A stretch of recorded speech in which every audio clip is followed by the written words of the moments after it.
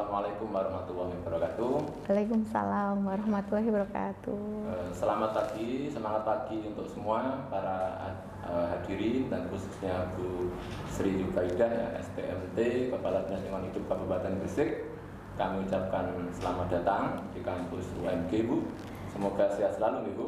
Amin amin ya robbal alamin. Alhamdulillah. Ini di sesi hari ini kita ketemuan datang tamu luar biasa ya, para pemirsa ya podcast UMG ya. Semangat pagi semua untuk sahabat milenial berprestasi dari UMG Kabupaten Gresik dan seluruh pemirsa podcast UMG yang ada di planet bumi tentu saja. Baik, pertama-tama kami sangat berterima kasih Ibu Kepala Dinas Lingkungan Hidup berkenan hadir di sesi hari ini untuk sesi terkait seiring dengan Hari Peringatan Hari Lingkungan Hidup sedunia gitu ya. Jadi memperingati lingkungan hidup itu kan menjadi penting. Nah, saya tahu Ibu juga lihat ini belum lama ya, jadi lingkungan hidup ya. Iya. Ya belum lama. Jadi pertama ucapkan selamat Bu ya. Iya. Kami dari keluarga besar UMG mengucapkan selamat atas amanah barunya untuk mengawal lingkungan hidup di Kabupaten Gresik. Terima kasih. Mungkin bisa diinformasikan Bu ya, diceritakan buat memotivasi mahasiswa UMG dan anak-anak muda semua. Kira-kira saya lihat dari NIP-nya Ibu kan 1999 ya. Iya. Jadi udah 24 tahun.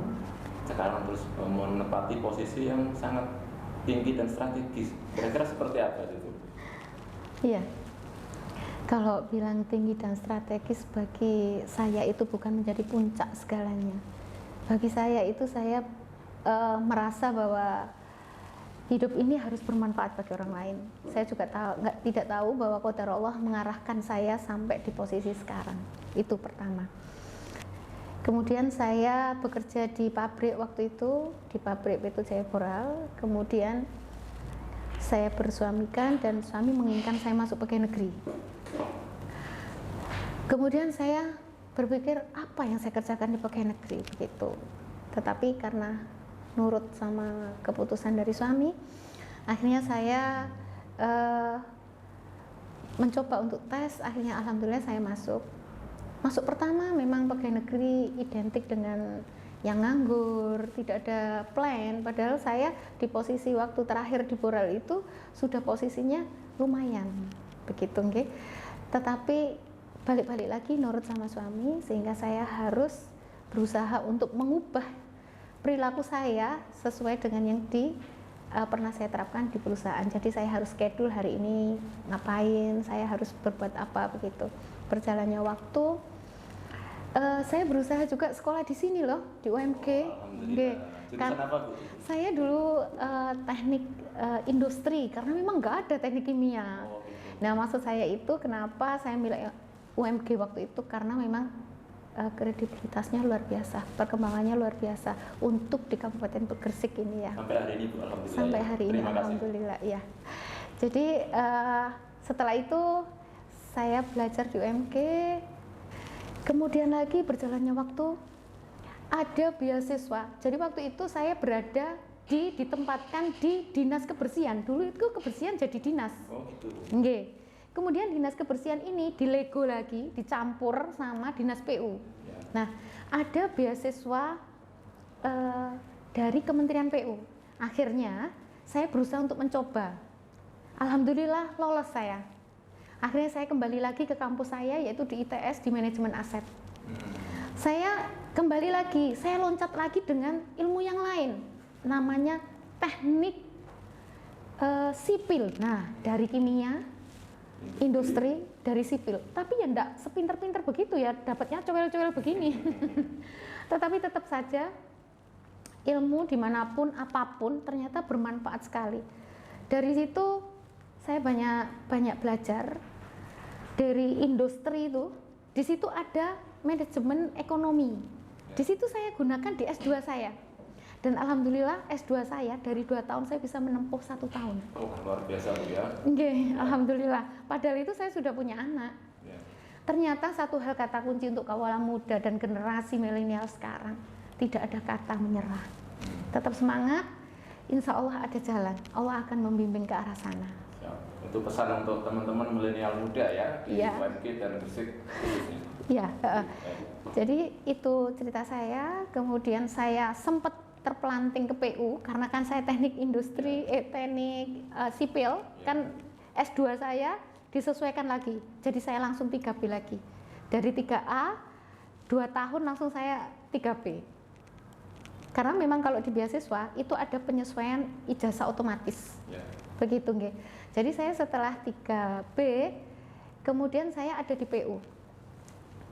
Setelah 3C saya dijadikan sebagai kepala bidang.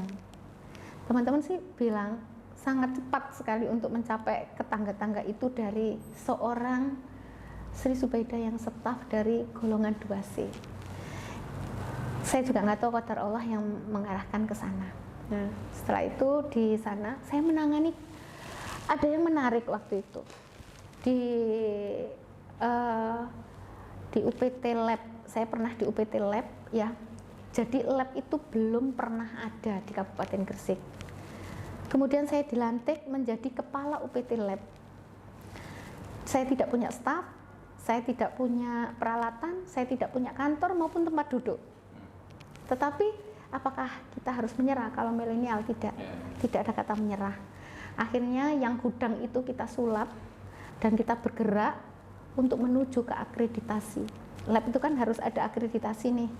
Nah, sampailah saya di akreditasi itu dengan janji dari kepala dinas saya, kalau sampean akreditasi, sampean akan saya dirikan bangunan lab. Dan alhamdulillah akreditasi itu sudah mencapai di nasional di KAN, Komite Akreditasi Nasional, itu dari Jawa Timur 4 kabupaten, diantaranya yang keempat adalah Kabupaten Gresik dengan jangka waktu akreditasi cuma 1 tahun.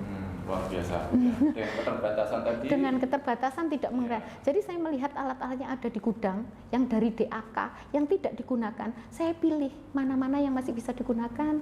Kemudian saya kalibrasi dan itu saya masih 11 parameter waktu itu yang saya akreditasikan. Sekarang UPT Lab sudah menerima PAD dan sudah 124 parameter. Kontribusi yang lumayan ya. Itu yang di UPT. Kemudian kalau di PU saya berhubungan lagi dengan banjir Kali Lamong. Kayak terus-menerus belum habis-habis Bu ya. Iya, jadi gitu di Kali Lamong juga saya babat alas ya seperti itu. Dan saya harus belajar lagi karena memang di situ bukan ilmu saya, tetapi ya satu berjuang begitu untuk kedepannya lebih baik begitu. Gitu. Baik, luar biasa. Terus hari ini kan sudah sekian 4 bulan Bu ya, kurang lebih di Kepala Dinas Lingkungan Hidup Gresik. Nah, kira-kira program-program unggulan Ibu Kepala Dinas ini untuk menjaga lingkungan hidup di Gresik ke depan seperti apa ya Bu? Iya, saya bergabung lagi dari PU itu, bergabung lagi ke Dinas Lingkungan Hidup itu tahun 2021. Saya masuk di Kabid P2KL, Pengendalian Pelestarian Lingkungan Hidup. Di situ memang dari Kabid situ saya melihat bahwa Gresik ini adalah daerah industri.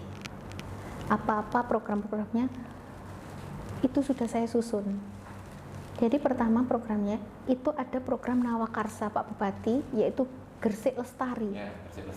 Gresik Lestari masuklah ke industri ramah lingkungan. Masuk lagi untuk Gresik Mapan, di mana Gresik Mapan itu adalah di mana taman-taman kota ini taman-taman tematik.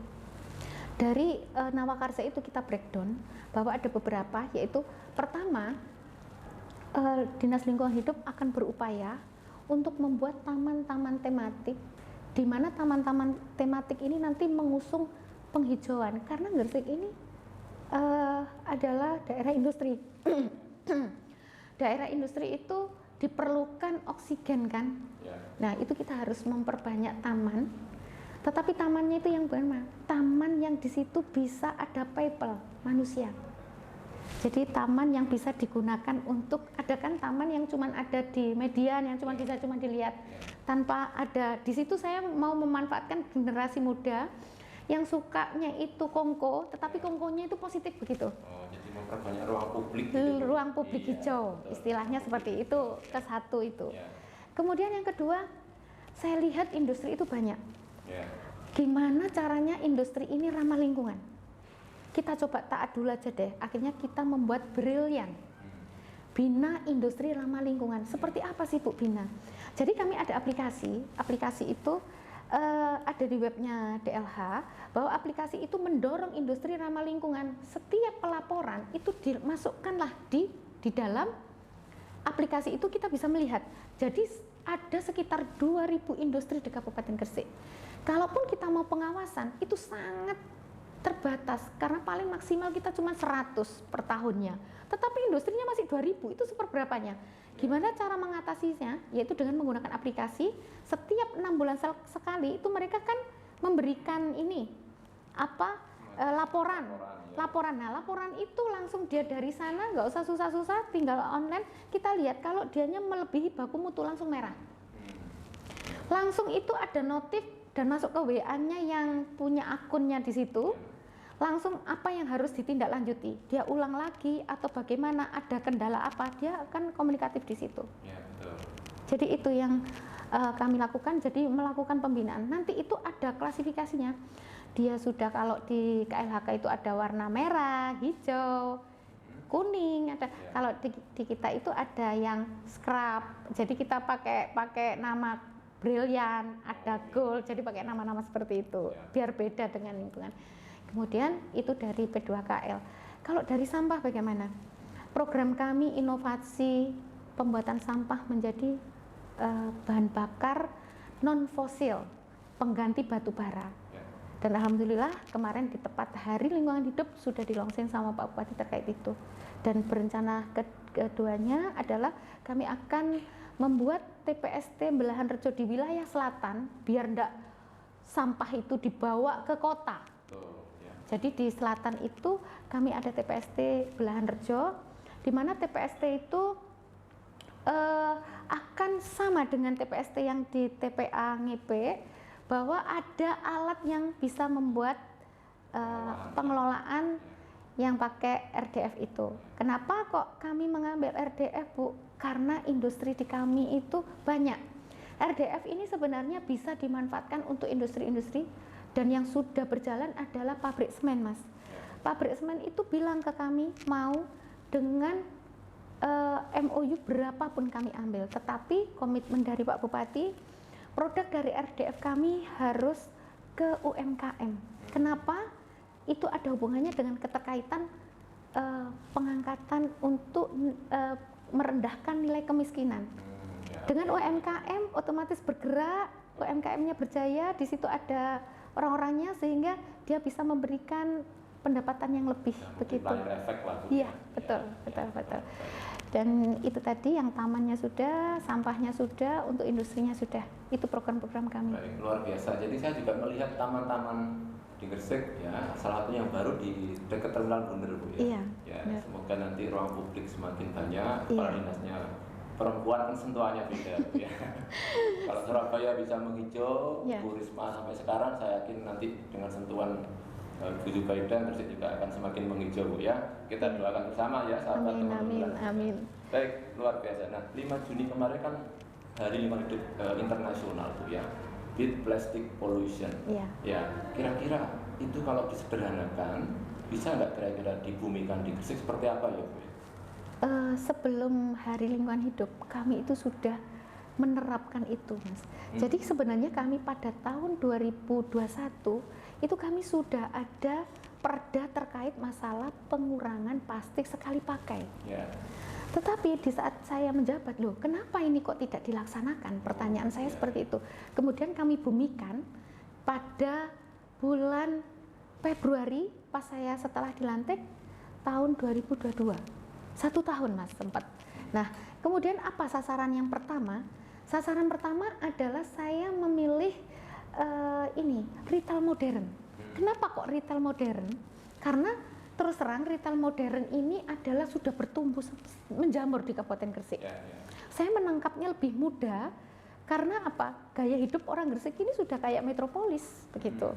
Akhirnya kami kumpulkan mereka untuk kami edukasi dulu, sosialisasi terkait masalah penggunaan untuk yang retail, termasuk waktu itu sama Bu Bupati, yaitu di Icon Mall untuk launchingnya sama anggota dewan, kalau nggak salah sama ketua dewan. Kemudian kami mulai penerapan penerapan itu ya akhirnya sampai sekarang Mas.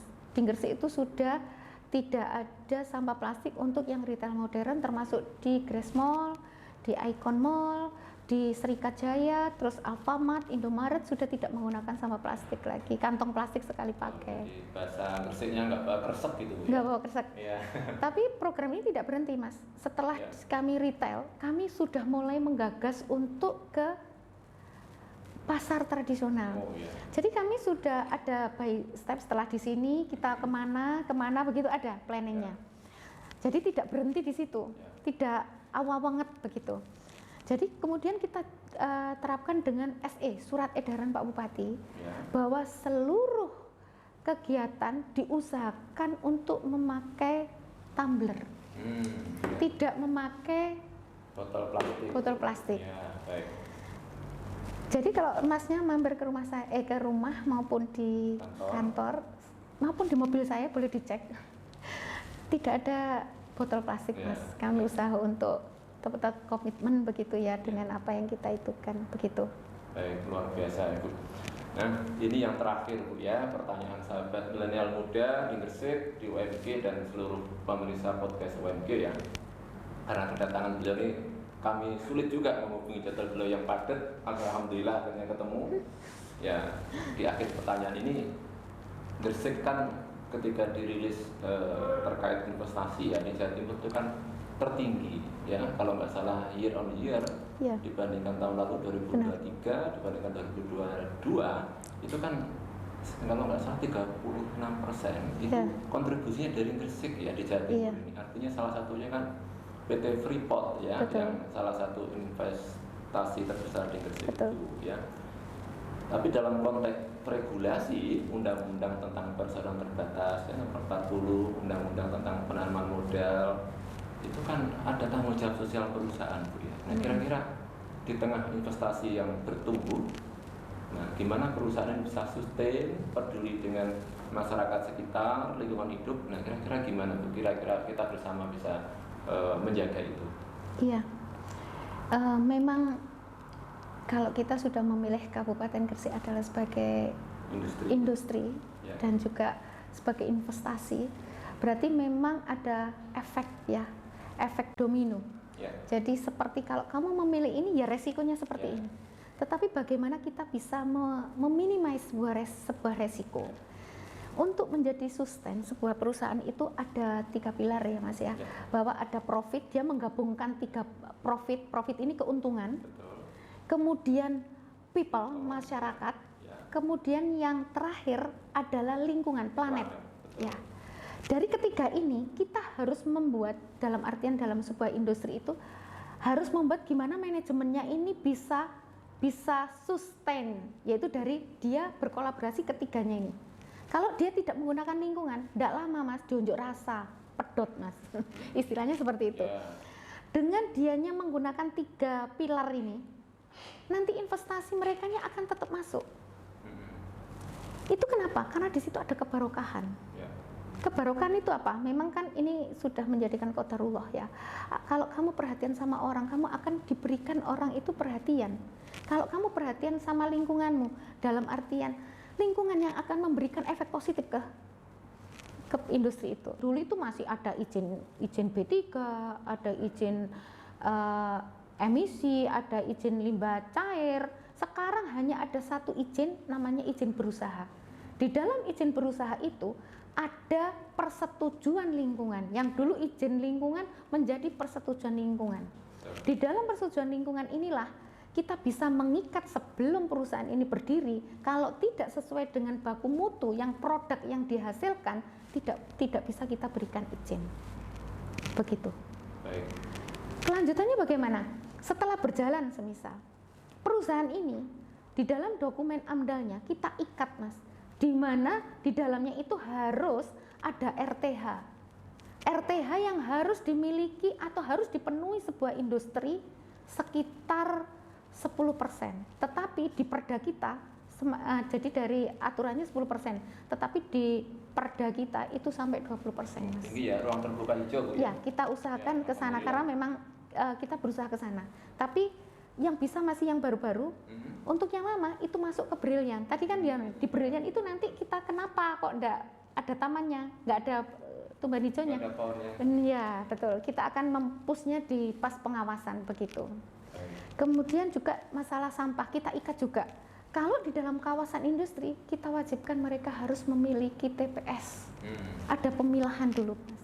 Ini kita gerakkan di situ. Begitu. Baik. Jadi DLH ini komitmen sebagai membangun bisnis sustainability, memberikan edukasi, mengajak stakeholder khususnya perusahaan, bukan hanya berpikir laba, ya, sustain artinya laba, kesejahteraan, pertumbuhan ekonomi, tapi juga komitmen terhadap masyarakat sekitar dan khususnya lingkungan hidup, ya. Ya, baik. Jadi kira-kira pengawasannya, keterlibatan masyarakat bisa seperti apa, Bu? Iya, Mas. Kami ada banyak sekali, Ya. kami ada spam lapor. Ya. Masyarakat bisa terlibat di situ melalui spam lapor. Ya. Di situ melapor apa saja, nanti ada batas waktu untuk pemenuhan dan tindak lanjutnya. Dan di situ juga kami akan melaporkan kepada pengadu terkait masalah-masalah lingkungan yang diadukan. Berarti masyarakat juga ikut berperan aktif di dalam membangun di Kabupaten Gresik. Begitu. Spam lapor ini adalah milik nasional, Mas. Aplikasi, Bu, ya. Aplikasi di spam lapor. Oh, iya. Jadi di Google Application itu, Iya. Play Store bisa cari Ya, spam lapor. spam lapor. Sudah banyak, Mas, kemarin yang masuk ya. Dan juga kami juga ada SOP ya, Mas ya. Ya. SOP gimana kami menanggapi sebuah pengaduan. Ya. Itu tidak lama karena kita harus ada jeda waktu yang harus kita penuhi. Begitu. Baik, luar biasa. Jadi alhamdulillah para sahabat milenial muda di UMG Gresik dan seluruh pemirsa yang menyimak podcast hari ini ya. Jadi DLH ini ya artinya kita setuju pertumbuhan ekonomi tumbuh, memberikan lapangan pekerjaan, memberikan multiplier efek terhadap masyarakat sekitar. Tapi juga jangan lupa lingkungan hidup ya, mungkin seperti itu ya pesannya, Bu, ya. Baik, terima kasih banyak Ibu Sri Jubaida STMT atas waktunya sebagai Kepala Dinas Lingkungan Hidup Kabupaten Gresik yang hari ini berkenan berbagi bersama kita semua ya. Jadi demikian kira-kira gambaran umum. Saya tidak akan menyimpulkan ya teman-teman milenial muda dan juga pemirsa podcast UMG. Artinya lingkungan hidup ternyata menjadi bagian penting ya, bukan hanya berpikir pertumbuhan ekonomi, tapi juga lingkungan hidup juga harus dijaga bersama. Mungkin demikian sahabat muda, milenial muda UMG dan masyarakat Gresik dan pemirsa di luar Gresik sana ya, karena Gresik menjadi salah satu kota industri sebagai salah satu buffer pertumbuhan ekonomi di Jawa Timur dan Indonesia, Bu, ya. Ya, mari kita bersama selain setuju memang kota industri, tapi juga komit terhadap people dan planet. Baik, terima kasih. Saya Muhammad Agung Suryanto dari Admisi dan Humas Universitas Muhammadiyah Gresik mengucapkan banyak-banyak sekali lagi terima kasih kepada Ibu Sri Jubaida atas waktunya berkenan di acara podcast UMG hari ini. Baik, dengan bacaan alhamdulillah podcast hari ini kita akhiri. Selamat beraktivitas.